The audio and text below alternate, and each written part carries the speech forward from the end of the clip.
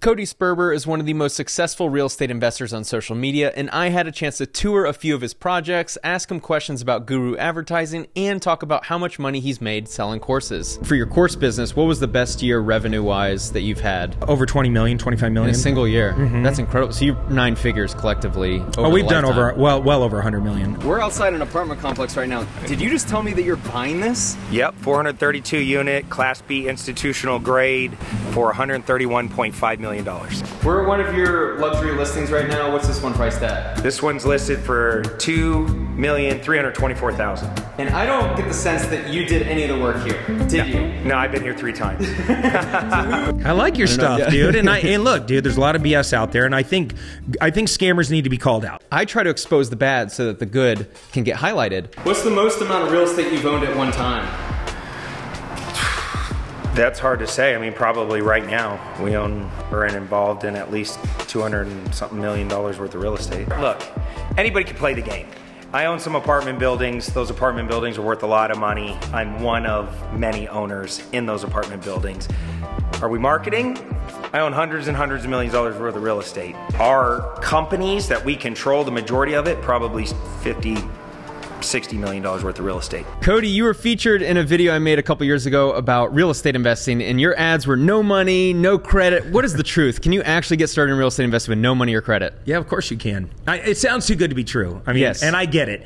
And there's a lot of scams out there, and I was a very skeptical person before somebody showed me how wholesaling worked and creative finance worked, and that there's this whole world of no money down real estate out there. And when we say no money, that doesn't mean no money. It's not like people just hand you their real estate and walk away and they're like, hey, see you later. It just means not your money. OPM, other people's money. Speaking of OPM, I am a co-owner of OPM Mastery. We help you acquire business credit cards with 0% interest for 12 to 18 months. This is for business owners who can utilize 0% funding to grow their business. I've used them multiple times in order to acquire 0% credit cards to help pay my legal fees and avoid paying interest. Link in the description down below if you want to book a call and see if the program is a right fit for you. How many of these do you have going on right now? So we probably have about 6 or 7 going on right now, but at our peak we had about 23, 24 going at a single time. You filleted me on that video in a nice way. I was very kind. It was more, there's a lot of others that I didn't get the sense they were actually doing deals. And I understood how you get into real estate with no money. I just felt like the advertising, it cast the widest net. And a question for you is, at what point do you think you're attracting too many people when you're just like, it's so easy, anyone can do it? I've learned through having over 95,000 students come through my program that I cannot predict who's going to be successful and not successful. If that was the case, I would have been wrong a lot. My video was about wholesaling real estate and the advertising surrounding buying real estate with no money down. I mentioned all of the challenges with wholesaling. Cody was featured, but this was not an exposed video. All right, so we're at Clever Investor HQ. We bought this building last year. It's 18,000 square feet. We got 6 suites. 3 of them are rented out to tenants. We got a biotech company over there. Clever Investor runs out of that building right there. That's where my recording studio is. That's where my development and wholesale company run out of. That is a commercial real estate agent that specializes in the food and beverage industry, like franchise development for franchises like McDonald's and Chipotle and all that kind of stuff. That is an event center that we built out, that we rent out. We started a new business called eventcenterforrent.com. That's out of there, so that way we can monetize that space. Plus, for my education business, I need an event center, so we're double dipping there. And this is a wholesale operation from another local wholesaler. They got about 12 different acquisition and disposition reps in there. What was your net worth or estimate net worth when you first started selling education? Oh, I had already been in real estate for 8 years, 9 years. I didn't start education until 2010. I started in 2002, 2003 doing deals. So I did 7 years, 8 years of wholesaling before I even considered selling a course. And I didn't even want to sell a course, to be honest with you. I wanted to be a 9th grade history teacher when I was a little kid. So I loved the idea of teaching, but I fell in love with real estate, made money in real estate, tens of millions of dollars. It changed my life. I love real estate. What happens when you become really good at something locally, it starts locally. People start hanging out with you and they're like, will you teach me how to do that? Will you show me how to do that? And I was showing people kind of for free. And, you know, it was just like It was like just my passion. You mentioned you had 23 developments going on. How much in real estate do you sometimes have in your portfolio? We were probably floating between $40 to $50 million worth of real estate at one time. But it's transactional, so you got to understand, like, we would offload some, onboard new deals. So it was like always fluctuating between $30 million to $60 million at any given time.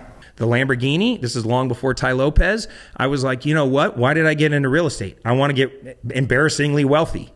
Let's show it. Let's show more wealth. Let's show more lifestyle. And so I started filming ads. I never even talked about the Lamborghini. It was just in the background somewhere. But I'm in front of the bank talking about, hey, I just did this deal. They see the Lambo. My return on ad spend doubled and tripled. Pull the Lambo out of the ad, same exact words, same exact ad, no Lamborghini, drops back down. You used to run ads with a Lamborghini. You still own it?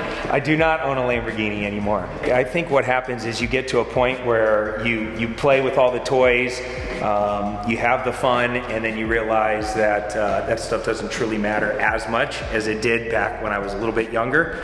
And now my goal is to go faster, so I'm trying to park as much money into real estate as possible. So you got to make a choice. Do I want to buy more apartment buildings and commercial assets, or do I want to play with the Lamborghini? And you have that in cash, you in your pocket, right? Yeah, right. Yeah, right. No.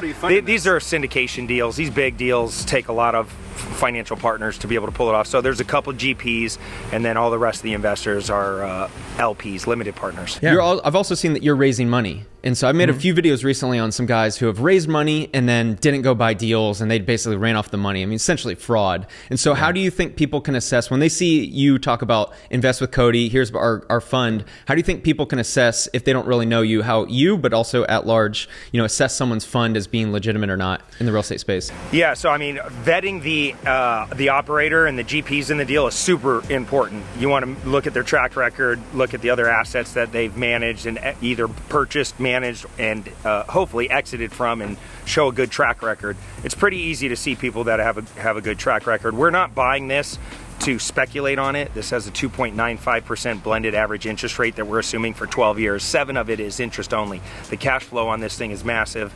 It has a tremendous amount of value add potential, and my partners in the operations group, the asset management group, this would put us at $1.1 billion under management. Where do you think the line is from an advertiser perspective on making it sound too easy versus what works? We've tried everything, like literally everything. I spent tens of millions of dollars on advertising. It's funny what resonates with people. You would think, my analytical, logical brain, you would think I can just talk to you like a normal person and go, listen, this is going to be very challenging. You're going to have to put in a lot of work. It's going to probably take a year for you to crack the code on this. You're not going to get rich overnight. You're going to put yourself in a million uncomfortable positions. Who's going to be like, yeah, sign me up for that. That sounds great. Unfortunately, the way our social media, you need to like razzle dazzle people right out of the gate. So the first 15 seconds in an ad means everything. It comes down to the hook and the imagery. And I've tested it with me and my son. It works better than just me by myself. The second I put my son in, my return on ad spend doubled, tripled. So it was like, wow, a little kid, my son, me teaching my son how to do real estate resonates with audience. So it's kind of like a real estate compound. We hold a monthly meetup here called the Deal Exchange. We get about 100 to 200 investors, local investors show up. We hang out at the event center. When it's not 5 million degrees in Arizona, we hang out here. When it is hot, we got misters up here, and it's the compound. From the consumer perspective, is I think they do get a little annoyed at it, and I totally understand why. You get this wealthy guy flashing a Lamborghini, they're trying to sell you something, and they immediately think fake guru. But the truth is, when it works, you're going to do it. Do you see anything wrong with trying to use flash to try and sell something like a wholesale product? No. I knew I was doing a lot of deals. I knew who I was, and I am who I am, and I've always been non-apologetically who I am. And so I don't think there's a problem with it, as long as you are actually doing the business that you're saying you're doing. And what bothers me is when somebody has a little bit of success and they try to emulate the Cody Sperbers of the world, or try to emulate somebody who is really doing well. I didn't buy a Lamborghini for 10 years. I reinvested every dollar for a decade. At what point do I get to live my dreams? We're already working with potential 2 cash investors that are trying to buy these properties and turn them into Airbnb. So we'll see. We may keep 2 out of the 3. We may let 2 out of 3 go. but we're definitely keeping one. What are you going to list this property at? So this one's going to go at 2.425, 100K more. Yeah, this one has the biggest lot, the best out of the three of them. This is the one that I would actually want to live in if I was going to live in any of the three of them, because it's got the best lot, big front yard, and a much bigger backyard. Plus, I like the way it's situated on the street. There's another house, it's like a little cul-de-sac, and there's another house 2 doors down that is mirroring ours. So the comps in this area are just exploding through the roof right now. Funny enough, my friend Scott is building the spec mansion 2 doors down that Cody just mentioned. You can follow his development project on his channel right now. And then one day somebody showed up and said, I want the whole system and I'll pay you $10,000 for it. And I'm like, what are you saying to me right now? And he's like, I will give you $10,000 for a day to shadow you if you can help set up my marketing systems, because I want to sell more properties faster. And at the time I had built a software in-house. It wasn't for sale. I was just using it. And so this guy showed up and said, I want the system, I want the training, and I want to shadow you for a day, and put $10,000 on my desk. And I'm like, you're an idiot. What, you're really going to give me money for a day's worth of work? I'm like, let's do this. But I realized after he went off and used it and made a ton of money, how valuable it really was for him. And he started telling people, hey, go to Sperber. Sperber will show you how to do this. Sperber will help you. So I started having a lot of people ask about it. And I'm like, wow, maybe I can create a business around this. I think the best way to get started in real estate investing is by house hacking. If anyone would like to learn the basics of house hacking, I have a free mini course linked in the description below. Here's the secret to what we do in real estate. This one purchase, okay, I paid $4.25 million for the building, put about $800-900 grand into it to fix it up and finish building out all the suites. Once I rented out all 3 of the available suites, they all rent for about $7,000 each. The building cost me 25 grand a month to own. Just in the 3 suites, I'm bringing in 21 G's. So if you think about it, now that the event center's making some good income, it makes, in the high season, makes about $25,000 to $40,000 in pure profit per month. Okay? So this, not only do I run all my companies for free out of here, right? I also cost segged the building, wiped out $1.8 million in taxes.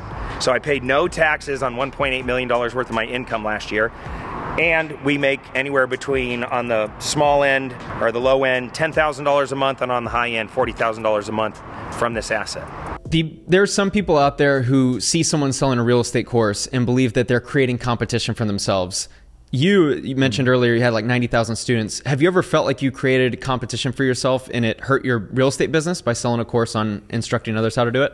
In the beginning, I used to have a lot of ego where I would struggle with stuff like that. I would have people that work for me for 6 years, I taught the business to, would break away and go do it for themselves. I always just go back to this. I always just say, Cody, you know, real estate changed your life. Am I selfish enough to say to myself, this person shouldn't go off and scream at the rooftops too, now that I trained them and showed them how to do it? You need to change your mindset that you're coaching your people. Go do this, be successful, and tell everybody.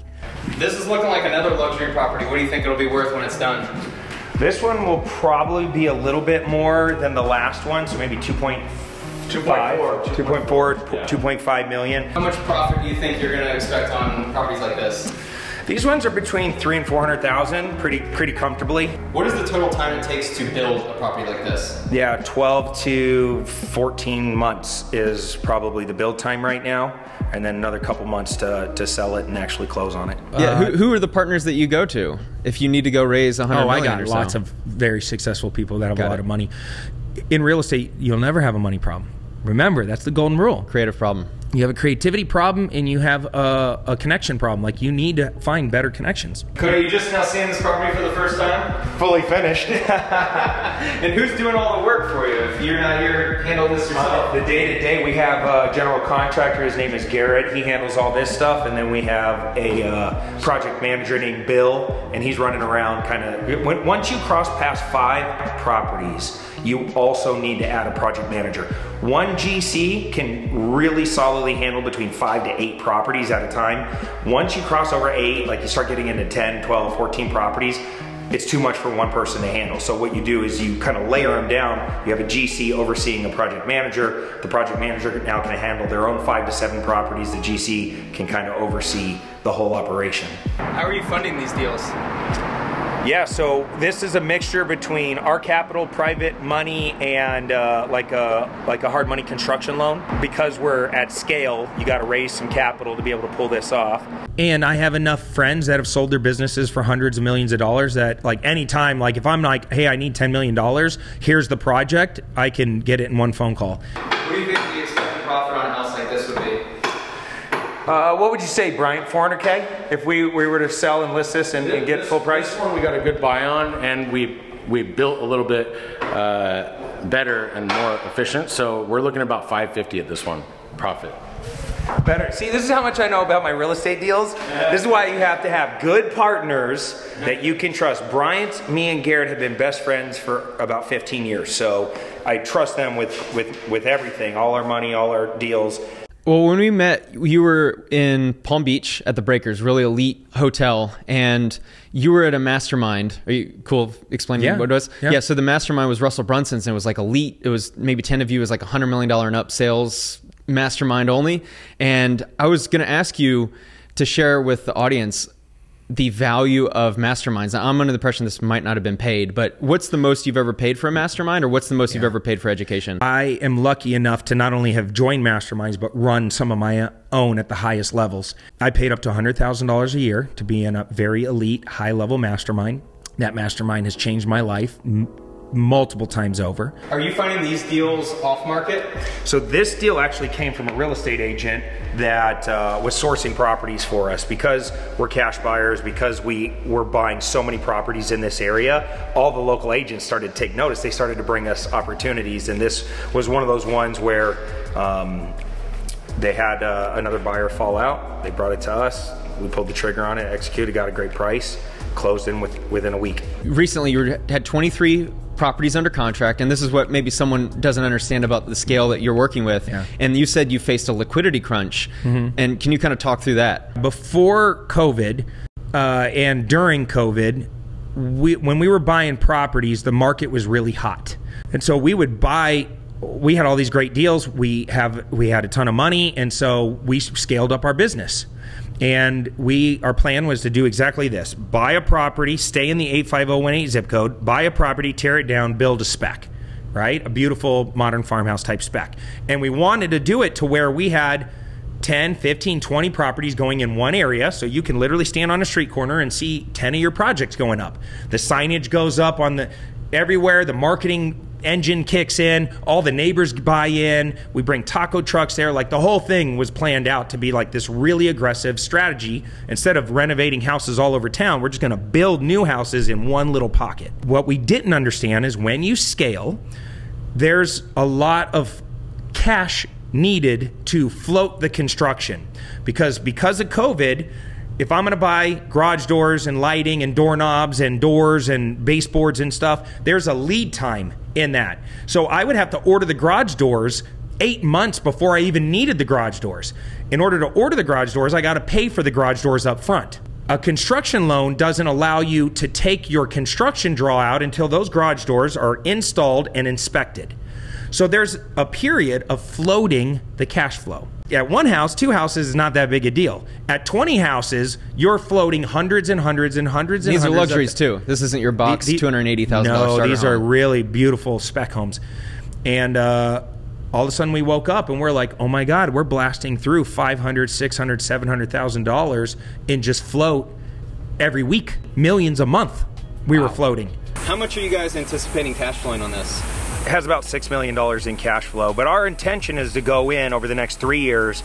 As people move out, we renovate the units and increase the income per unit by about $220 on a conservative level. The whole play with apartments is 2 pieces: great asset management and great financing. You put those 2 things together and you get a win. And part of the asset management is raising the value of the asset, which first thing we're going to do when we close on this here within the next couple weeks is we're going to repave this and restripe the entire parking lot. So right when the new the tenants move in or pull in, they're going to notice like right away, like, wow, the new owners are like upgrading the property. So they're going to get that warm and fuzzy feeling like, hey, good things are happening with this property. It's like, dude, if you were really murdering real estate, you'd never sell education. I'm the best in the game at what I do. Of course I want to share it with everybody. Real estate changed my life. It's my obligation to share it with everybody. And I want to make more money.